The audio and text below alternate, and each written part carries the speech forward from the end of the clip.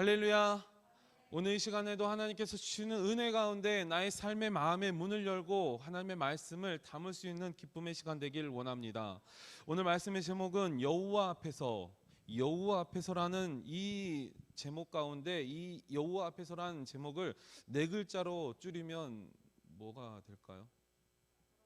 잘 아시네요. 코람데오라 말할 수 있습니다. 이 코람데오라는 뜻은 코람이라는 앞에서라는 뜻의 라틴어와 데우스라는 하나님을 뜻하는 이 라틴어 두 단어가 합쳐져서 코람데오, 여호와 앞에 서 있는 그 모습의 신앙을 말한다는 것입니다. 오늘 말씀 가운데 14절 마지막 절에 말하였던 것처럼 길갈에서 여호와 앞에서 행하였던 그 모든 행동들, 하나님의 뜻에 하나님 앞에 두고 나의 신앙의 모습을 드릴 수 있는 그 백성들처럼 저희들의 인생도 살아가시길 바랍니다. 바로 하나님 앞에서라는 뜻을 가지고 있다는 뜻입니다. 사도 바울과 또한 칼빈이 좌우명으로 삼았던 이 코람데오의 신앙, 우리들도 본받기를 원합니다. 매 순간마다 하나님 앞에 서 있는 사람처럼 하나님의 영광 아래에 살아갈 수 있는 그런 뜻을 담고 있습니다. 이 코람데오란 삶은 바로 다른 사람이나 세상 앞에 명예보다 오직 누구만? 여호와 하나님만, 여호와 하나님 앞에서 하나님의 뜻을 구별하고 분별할 수 있는 삶을 의미한다는 것입니다. 여호와 앞에 행하는 오늘 말씀을 읽은 것처럼 두 가지 행동을 보시면서 여호와 앞에서 하나님의 뜻을 구하고 분별하며 살아가는 저와 여러분 되시길 간절히 소망합니다. 그럼 오늘 11장의 내용을 살펴보도록 하겠습니다. 오늘 11장의 내용을 전반적으로 바라보니까 길갈에서 사울이 이스라엘 왕으로 공식 즉위하게 됩니다. 이스라엘 왕으로 사울이 공식 즉위하는 그 모습 가운데 즉위 이전의 내용들이 11장에 나타나고 있습니다. 사무엘은 사울에게 기름을 부었습니다. 10장에서 사무엘이 사울에게 기름을 부었는데 사울은 이전과 다름없이 무엇을 행하였느냐? 5절을 같이 한번 읽어보겠습니다. 같이 읽겠습니다. 시작. 마침 사울이 밭에서 소를 몰고 오다가, 아멘. 사울은 기름 부었음에도 변함없이 소를 몰았다는 거예요. 하던 일을 소신껏 하고 있었습니다. 밭에서 소를 몰고 온다는 뜻은 무엇일까요? 밭에서 일을 하고 온다는 뜻입니다. 바로 밭에서 소를 가지고 일을 하고 오는 이 사울의 모습이 있었습니다. 사울이 기름 부음을 받았음에도 불구하고 사람들은 인정하지 못했어요. 무엇으로? 왕으로. 세움 받았음에도 불구하고 왕으로 인정하지 못하고 또한 자기 자신 또한 그거에 개의치 않았습니다. 나를 왕으로 삼았는데 내가 왕처럼 나아가야겠다. 아니요, 그런 교만의 모습이 없었습니다. 지금은. 하지만 13장, 12장, 13절에 나아가는 것처럼 사무엘 12장 가운데서는 사무엘이 자기의 권리를 이제 모든 직분들을 내려놓고 왕에게 위임합니다. 14장 가운데 13장 가운데서는 사울이 왕으로 올라오게 되고 또한 왕의 모든 직임들을 하고 나아갈 때 한 가지를 범하고 나아갑니다. 뭘까요?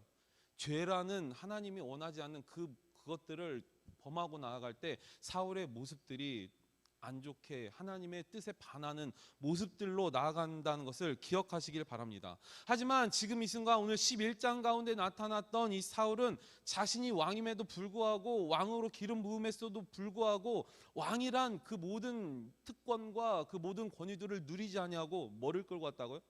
소를 밭에서 끌고 온 것처럼 밭에서 예전과 다름없이 일을 하고 올랐다는 것입니다. 그런 사울은 하나님은 그런 사울을 바로 사용하셨습니다. 6절을 같이 한번 읽어보겠습니다. 6절 같이 읽겠습니다. 시작. 사울이 이 말을 들을 때 하나님의 영에 크게 감동됨에 그의 노가 크게 일어나.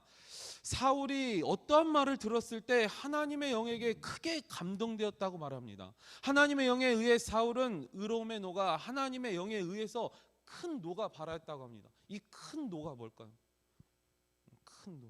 11장 1절에서 이렇게 말하고 있습니다. 그 답을 찾아보기로 합니다.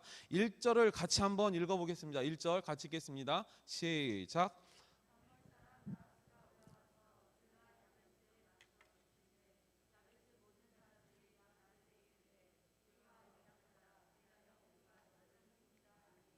아멘. 오늘 누가 나타나고 있습니까? 11장 1절 가운데 암몬 사람이 나옵니다. 암몬 사람은 아브라함의 조카 롯의 둘째 딸에서부터 나온 그런 자손들을 말하고 있습니다. 암몬 사람들이라 하면 아브라함의 조카 롯. 여러분들, 아브라함과 롯이 갈 길을 행하고 나아갈 때 누구에게 우선권을 줬습니까? 아브라함이 먼저 땅을 선택했습니까? 아니면 롯이 먼저 땅을 지명하였습니까? 아브라함은 롯에게 우선권을 줬습니다. 먼저 선택하여 너가 갈 길을 가라. 롯이 선택하였던 소돔과 고모라 땅은 롯이 보기에는 좋고 아름다운 그런 땅이었으나 죄악 가운데 물들어 있던 소돔과 고모라는 유황불로 심판을 받게 된다는 것입니다. 그런 심판 가운데 하나님께서 명하였던 뒤를 돌아보지 말라 했던 그 말씀을 어기고 롯의 아내는 뒤를 돌아봐 소금 기둥이 되었죠. 또한 그 불기둥 가운데, 그 유황불 가운데 그 심판에서 벗어난 롯과 첫째 딸과 둘째 딸의 모습 가운데 그들은 이렇게 나아가서는 우리들의 자손이 끊어지겠다 생각한 딸들의 짧은 생각으로, 죄악된 생각으로 아버지를 같이 동침하게 됩니다. 둘째 딸로 낳아진 그런 후손이 바로 베나미의 후손들인 것입니다. 이 베나미의 후손을 따라서 암몬 족속이 나오게 된다는 것입니다. 소돔과 고모라 땅은 몇 명이 없어서, 의인 몇 명이 없어서 유황불로 심판을 받았을까요? 10명. 10명이 없어 심판을 받았다는 것입니다. 저와 여러분들의 삶 가운데 하나님의 말씀을 붙들고 나아갈 때 오늘 코람데오 신앙처럼 여호와 앞에서 분별하며 하나님의 말씀을 잘 찾아 나아갈 수 있는 저희들 되길 바랍니다. 오늘 말씀대로 암몬 사람 나하스가 아베스에 진을 치며 이스라엘을 침공하려 나왔습니다. 우리의 나라의 과거의 모습들을 보면 다른 나라의 침공을 많이 받았습니다. 이때도 이스라엘도 마찬가지로 암몬 사람 나하스에 의해서, 암몬 사람에 의해서, 암몬 족속에 의해서 침범을 당하게 됐다는 것입니다. 아까 말씀드렸던 것처럼 암몬 족속은 어떤 후손들이 나왔습니까? 바로 롯의 조카의 모습으로 나와서 베나미의 후손으로 나온 그 암몬 족속들은 그 과정 가운데 이스라엘 족속들과 유대 족속과 유대 자손들과 항상 적대적인 관계에 있었다는 것입니다. 항상 이스라엘을 침범하려 하고 이스라엘의 나라를 범하고 있던 그런 생각으로 있던 암몬 사람들에게서는 이스라엘을 범하기 위한 절호의 찬스라, 절호의 기회다. 암몬 사람 나하스가 야베스에 진을 친다는 것입니다. 넘어왔던 이 야베스에 진을 쳤을 때, 침공하러 왔을 때 더 심각한 문제가 나타나게 됩니다. 이스라엘 백성들은 생각하지 못했던 그런 환경, 그런 어려움이 닥치게 됩니다. 암몬의 침공에 야베스의 장로들은 암몬과의 화친을 담담하게 받아들였습니다.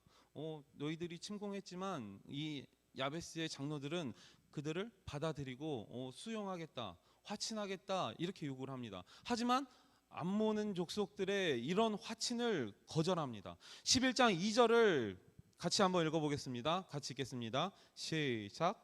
암몬 사람 나하스가 그들에게 이르되 내가 너희 오른 눈을 다 빼내 너희와 언약하리라. 내가 온 이스라엘을 이같이 모욕하리라. 아멘. 오늘 말씀을 바라보니까 이 야베스의 장로들이 요구하는 거와는 반하여서 정말 어처구니 없는 요구를 한다는 것입니다. 어처구니 없는 이 요구의 그 내용들이 2절에 나온 것처럼 화친을 하려는데 무엇을 뺀다고요? 오른 눈을 다 빼버린다는 거예요. 이건 도대체 무슨 일일까요? 아무리 생각해도 오른 눈을 뺀다는 것은 이해할 수 없는 부분들입니다. 야베스의 그 이스라엘 백성들이 화친을 하려 했음에도 불구하고 이 암몬 족속들은 그럼에도 불구하고 너희들이 화친을 맺고자 원하면 너희들의 오른 눈을 다 빼버린다. 빼고 난 이후에 너희들과 화친을 하겠다 말하는 것입니다. 우리는 우리 땅을 넘어온 그들을 받아들이고 수용하며 화친하려 했는데 적반하장도 유분수지 그들은 도리어 우리의 눈까지도 뺀다고 말합니다. 그 당시에 장수들이 전쟁에 나가서 싸울 때 왼손으로 방패를 잡습니다. 오른손 잡일 때 말입니다. 왼손으로 방패를 잡습니다. 방패를 잡았으면 왼쪽을 가려지게 된다는 거예요. 방패가 막아질 때 왼쪽을 가립니다. 그러면 왼쪽 눈이 가려진다는 거예요. 그러면 남은 쪽이, 보이는 쪽이 어느 쪽 눈일까요? 오른쪽 눈이라는 거예요. 왼쪽을 방패로 막고 오른쪽으로 나아가서 적을 공격해야 되는데 이 오른 눈을 다 뺀다고 생각해 보세요. 방패로 막으면 공격할 수가 없게 된다는 겁니다. 그 당시에 그런 공경의 방법들과 전쟁의 방법들에 의해서 이 오른 눈을 뺀다는 것은 이 전쟁에 나갈 수 있는, 전쟁에 참여할 수 있는 그 백성들을, 그 건장한 남성들을 다 없애버린다는 겁니다. 전쟁에 나갈 수 없게 만든다는 것을 말하고 있습니다. 바로 역사가 요세푸스는 이런 오른쪽 눈을 뽑는다는 말을 이렇게 해석하였다는 겁니다. 그 당시에 전쟁의 모습을 바라볼 때. 또한 성경에서는 눈을 뽑는다는 기사가 삼손과 그 시드기야에서도 기록하고 있습니다. 3절에 말하는 것처럼 무엇을 주기 위해서 오른쪽 눈을 뺀다고 말했을까요? 3절 하반절 마지막 절에 이렇게 말하고 있습니다. 이같이 모욕하리라. 이스라엘 백성들을 모욕하기 위해서, 그들을 진멸하기 위해서, 조롱하기 위해서 오른쪽 눈을 뺀다고 말하고 있습니다. 암몬 사람 나하스의 말에 야베스의 장로들은 며칠의 말미를 달라고 말합니까? 7일의 말미를 달라고 요구를 합니다. 이들은 이스라엘 방방곡곡을 다니며 자신들을 구원해 줄 자들을 찾아 나섭니다. 어디까지 갔을까요? 바로 기브아. 바로 사울의 고향인 기브아를 말하고 있습니다. 기브아에 이르렀을 때 백성들에게 암몬과 야베스의 그 억울한 그 상황들, 어느 쪽 눈을 뺀다고요? 오른쪽 눈까지도 빼어 화친하겠다는 그 내용들을 백성들에게 알리고 있습니다. 그 소식을 누가 들어요? 사울이 듣게 된다는 것입니다. 마침 이 소문은 사울의 귀에 들어가게 됩니다. 이 말을 들은 사울은 하나님의 영이 세차게 내리고 무섭게 분노를 터뜨렸다는 것입니다. 사울은 암몬 사람들을 무찌르기 위해 겨릿소, 즉 소 두 마리를 각을 떠서 이스라엘 온 지방에 보내어 암몬을 격퇴하자고, 이 각을 뜬 소처럼 너희들이 발벗고 나서지 아니하면 너희들의 소도 이와 같이 진멸될 것이라 말하면서 너희들의 자원하는 그런 모습을 원한다 말하면서 각 지방에 12지방 이상으로 또한 이 소 두 마리의 각을 뜬 것들을 각 지파마다 보냈다는 것입니다. 여기서 나온 겨릿소란 무엇일까요? 혹시 겨릿소에 대해 아시나요? 어르신들은 혹시 아실 수 있습니다. 겨릿소라 말하는 건 소 두 마리 한 쌍을 말한다는 것입니다. 어떤 소 두 마리일까요? 한 쌍, 오른쪽에 있는 그 소는 잘 연습되고 일을 열심히 해본 숙련된 일꾼과 같은 그런 소를 말한다는 것입니다. 손질 잘하는, 칼질 잘하는, 고기 잘 뜰 수 있는 그런 숙련된 집사님과 같은 그런 숙련된 일꾼, 숙련된 소가 오른쪽의 소를 안소라 말하고 있습니다. 또한 이 왼쪽에 있는 나머지 한 소는 마라소라 해서 숙련되지 않고 이제 첫 걸음마처럼 아기처럼 일을 못하는 그런 사람들 있죠? 있어요. 그런 사람들.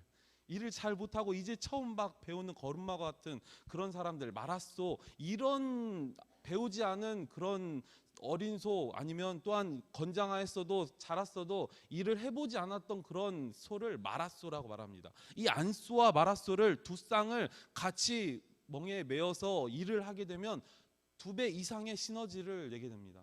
한 마리의 안소를 경작하여서 쟁기질을 했을 때는 500평을 가를 수가 있습니다.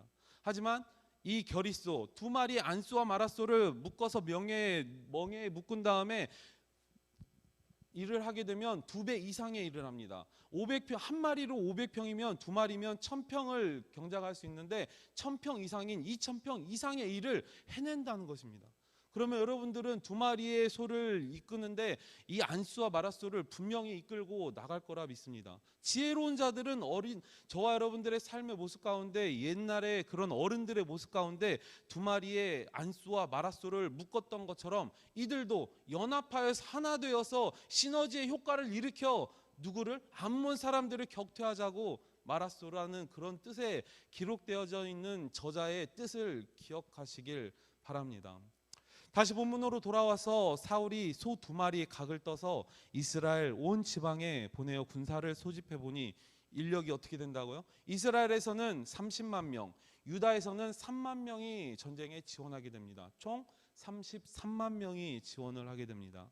또한 이 33명의 이 군대를 3명의 지휘관을 세우고 3무리로 나누어서 적절할 때 정말 절묘한 그 타이밍에 진격을 하게 됩니다. 언제요? 새벽에 진격하여서 아침 해가 뜨는 낮에 해 뜰 때까지 그들을 다 진멸한다는 것입니다. 그리하여 사울은 그들에게 전령을 보냅니다. 언제 너희들이 구원을 얻을 것이다? 해가 뜬 낮에 구원을 다 그들이 저기 다 진멸되어서 구원을 얻을 수 있다고 미리 알리게 된다는 것입니다. 그때 11절 가운데선 이렇게 말하고 있습니다. 11절 같이 읽겠습니다. 시작. 이튿날 사울이 백성을 3대로 나누고 새벽에 적진 한가운데로 들어가서 날이 더울 때까지 암몬 사람들을 치매 남은 자가 다 흩어져서 둘도 함께한 자가 없었더라. 두 명이 짝을 지어 있는 것조차, 그런 사람조차, 그런 적진조차 아무도 없이 모두가 다 진멸되었다는 것을 성경은 기록하고 있다는 것입니다. 이렇게 대승을 거둔 백성들은 사울이 어찌 우리의 왕이 될 수 없느냐, 사울을 왕으로 삼고자 했을 때 사울의 즉위를 반대하였던 그 자들을 끄집어내어서 죽이자 말합니다. 그 말씀이 바로 12절 가운데 나타나고 있습니다. 그리하여서 사울을 왕으로 삼고자 반대하였던 그들을 죽이자 할 때 누가 이것을 반대합니까? 사무엘이요? 사울이요? 사무엘이 사울에게 기름을 부어 왕으로 삼았습니다. 기름을 부었던 제사장의 직분을 감당하였던 이 사무엘이 그것을 반대한 것이 아니라 당사자인 사울이 그것을 반대했다는 것입니다. 여러분들 잘 기억하시길 바랍니다. 내가 누구를 권면하고 누구를 품고 사랑할 때에는 다른 사람이 하는 게 아닙니다. 내 본인 스스로가 내 마음을 내려놓고 품고 안으시길 바랍니다. 사랑하는 남편이 있습니다. 사랑하는 아내 있습니다. 품고 안으시길 바랍니다. 내가 품는다는 것은 내 생각 내 뜻으로 상대를 조종하고 나아간다는 것이 아니라 상대가 원하는 방법대로, 하나님 그의 방법이 무엇일까요? 일단 순종으로 나아가고 그 모든 환경들을 지혜롭게 풀어나갈 수 있는 저희들 되길 바랍니다. 그리하여서 상대에게 나아가는 이 사울이 그들을 권면하고 그들을 구원해주고 그들을 죽음에 이르지 않게 하는 그 모습 가운데 이스라엘 백성들은, 온 백성들이 기쁨의 즐거움의 영광으로 찬양 올린다는 것입니다. 오늘 말씀 가운데 코람데오 여호와 앞에서 또한 길갈에서 했던 그 두 가지가 무엇일까요? 바로 첫 번째로는 길갈의 여호와 앞에서 사울을 왕으로 즉위합니다. 15절을 같이 한번 읽어보겠습니다. 같이 읽겠습니다. 시작. 모든 백성이 길갈로 가서 거기서 여호와 앞에서 사울을 왕으로 삼고. 아멘. 여기까지. 하나님께서는 사울을 왕으로 삼아 주셨습니다. 사무엘이 기름을 부었지만 하나님께서 기름 부어 주신 것을 그들은 믿고 나아간다는 거예요. 11장 14절에는 이렇게 말하고 있습니다. 11장 14절을 같이 한번 읽어보겠습니다. 시작. 사무엘이 백성에게 이르되 오라 우리가 길갈로 가서 나라를 새롭게 하자. 아멘. 본문에 나타나 있듯 사울은 여호와 앞에서 왕으로 세웠다는 의미는 이스라엘 백성들이 왕으로 세운 것의 의미가 아니라는 것입니다. 바로 길갈은 예배드리는 장소였어요. 바로 길갈 가운데서 하나님께 예배로 드리고 나아가는 그 장소에서 하나님의 임재하심 따라서 주님께서 세워주신 왕임을 그들 스스로가, 그들 백성들이 인정하고 있다는 것입니다. 사무엘도 사울도 이스라엘 백성들도 하나님께서 세워주신 왕이라는 것을 인정하고 믿고 나아가는 그 모습이 여호와 코람데오의 신앙임을 기억하시길 바랍니다. 두 번째로 길갈의 여호와 앞에서 화목 제물을 드립니다. 15장 하반절 한번 읽어보시겠습니다. 왕으로 삼고 그 다음에 시작. 길갈에서 여호와 앞에 화목제를 드리고. 아멘. 두 번째로 여호와 앞에서, 길갈에서 여호와 앞에 드렸던 그 무엇은, 두 번째는 바로 하나님께 화목제를 드렸다는 것입니다.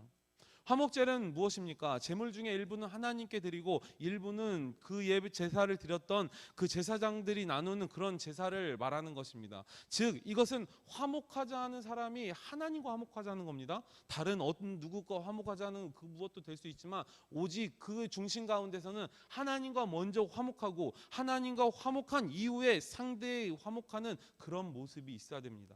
그 화목제를 드리기 위한 그 제사의 모습으로 화목제를 드렸다는 것입니다. 출애굽기 24장 5절에선 이렇게 말하고 있습니다. 제가 읽어드리겠습니다.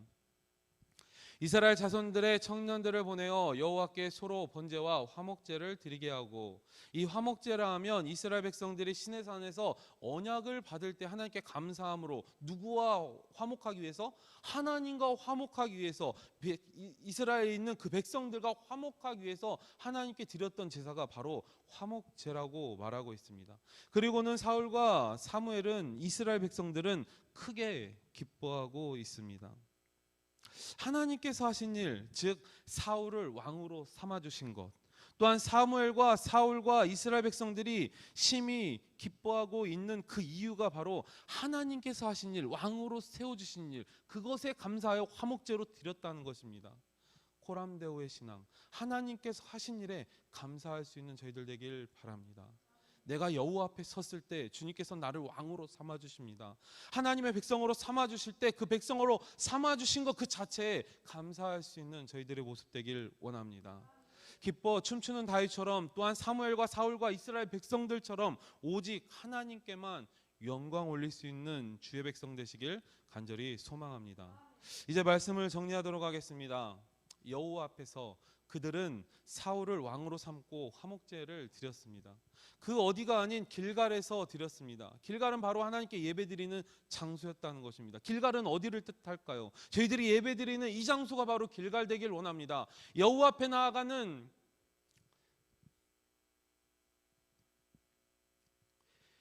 여호와 앞으로 나아갈 수 있는 저희들 되길 원합니다.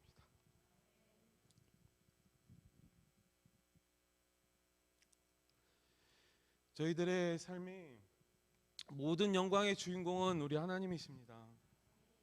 아무리 저희들이 지혜가 많고 능력이 뛰어나더라도 하나님이 함께 하시지 않으면 그 어느 누구도 승리할 수 없습니다. 저희들이 칭찬과 격려가 나쁘다고 말할 수는 없습니다. 하지만 그것이 필요한 것이 아니라 그 모든 것이 하나님께 영광을 돌리고 나눠야 됩니다.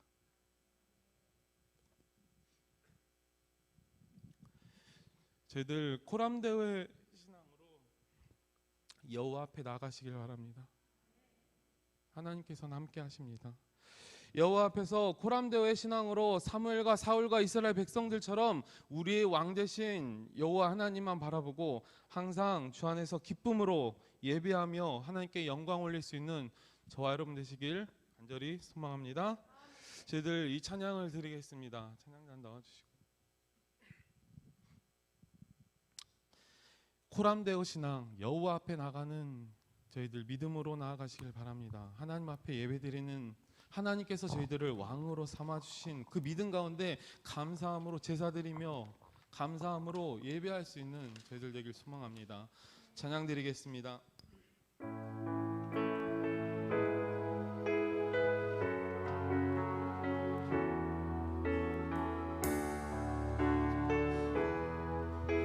내 모든 것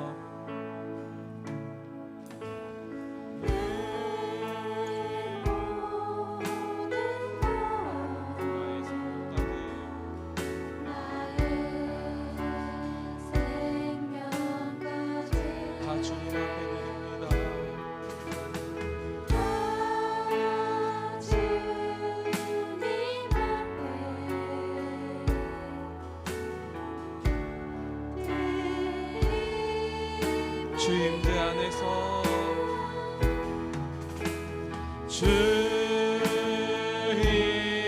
임재 안에서 이제 내 영혼 자유해 내가 주의 거룩한 이름을 높이며 예배하리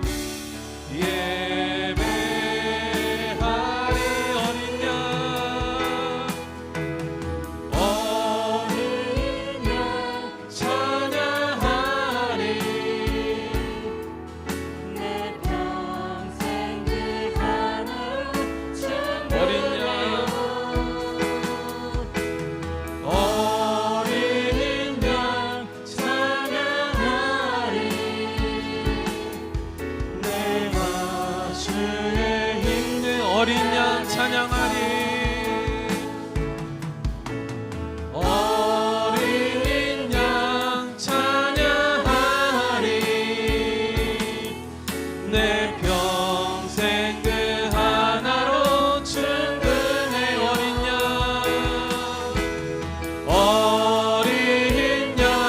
찬양하리 내가 주의 힘. 목소리로만 찬양합니다. 어린 양,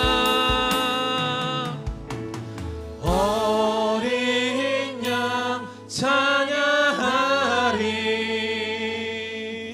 내 평생 그 하나로 충분해요.